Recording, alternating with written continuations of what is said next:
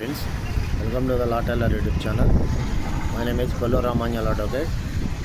Check bounce case అంటే cheque bounce case అంటే negotiable instruments యాక్ట్లోనూ సెక్షన్ 138 ప్రకారం ఈ యొక్క చెక్ ఎవరైతే ఇష్యూ చేస్తారో ఆ చెక్ ఇష్యూ చేసినప్పుడు ఆ యొక్క అకౌంట్లో బ్యాలెన్స్ లేనప్పుడు బ్యాంక్ వారు ఇన్సఫిషియెంట్ ఫండ్స్ అని మెమో ఇస్తారు. ఆ ఇన్సఫిషియెంట్ ఫండ్స్ అని మెమో ఇచ్చినప్పుడు ఆ మెమోను చెక్కుని మీ పరిసరాల్లో ఉన్నటువంటి న్యాయవాది చేత లీగల్ నోటీస్ పంపించిన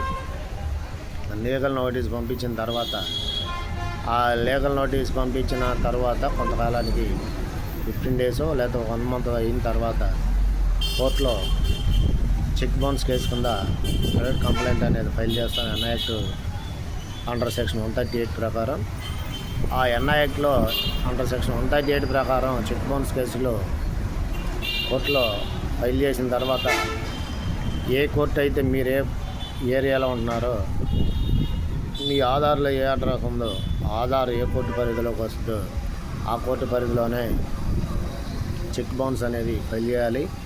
అదేవిధంగా చెక్ ఇచ్చిన వ్యక్తి అంటే ముద్దాయి ఏ ఏరియాలో ఉంటున్నాడో ఆ ఏరియాలోనైనా ఆ చెక్ అనేది కోర్టులో మనం ఫైల్ చేసుకోవచ్చు.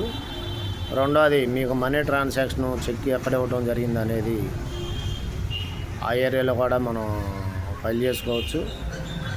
అదేవిధంగా ఈ చెక్ బౌన్స్ కేసు అనేది ప్రైవేట్ కంప్లైంట్ కోర్టులో ఫైల్ చేసిన తర్వాత ఫస్ట్ అది కేసు నెంబరు ఫైల్ చేసిన తర్వాత సిఎఫ్ఆర్ నెంబర్ అవుద్ది.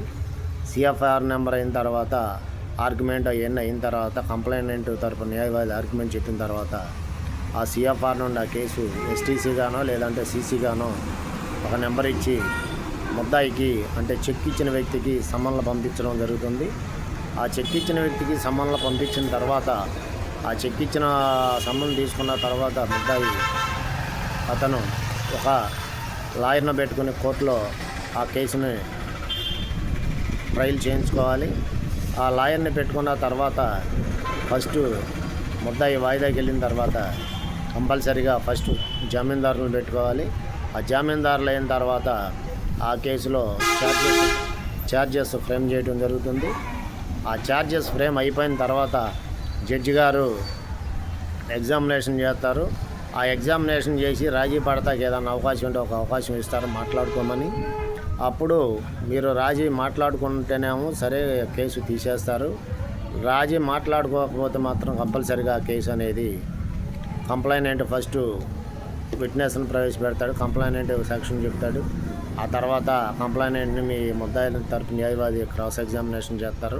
అలా ఆ విధంగా కంప్లైనెంట్ తరపు ఇంకా సాక్షులు ఎవరైతే ఉన్నారో వాళ్ళని విచారించి తర్వాత ముద్దాయి తరపున ఏమైనా సాక్షులు ఉంటే ప్రవేశపెట్టుకోమంటారు. అవి అయిపోయిన తర్వాత వాయిదాపోవాదాలు అయిపోయిన తర్వాత కోర్టులో 313 ఎగ్జామినేషన్ ఉంటుంది. 313 ఎగ్జామినేషన్ అయిపోయిన తర్వాత ఆర్గ్యుమెంటు జడ్జిమెంట్లు ఉంటాయి ఫ్రెండ్స్. ఈ విధంగా చెక్ బౌన్స్ కేసు అనేది కోర్టులో ఫైల్ చేయడం జరుగుతుంది. Under section 138 of NI act కింద ఆ ఎన్ఐ యాక్ట్ కింద ఈ కేసుని కోర్టులో చెక్ కేసుని కోర్టులో ఫైల్ చేసుకోవాలనుకుంటుంది ఫ్రెండ్స్. సో ఫ్రెండ్స్ మరో వీడియోతో మళ్ళీ కలుద్దాం. Until then bye friends.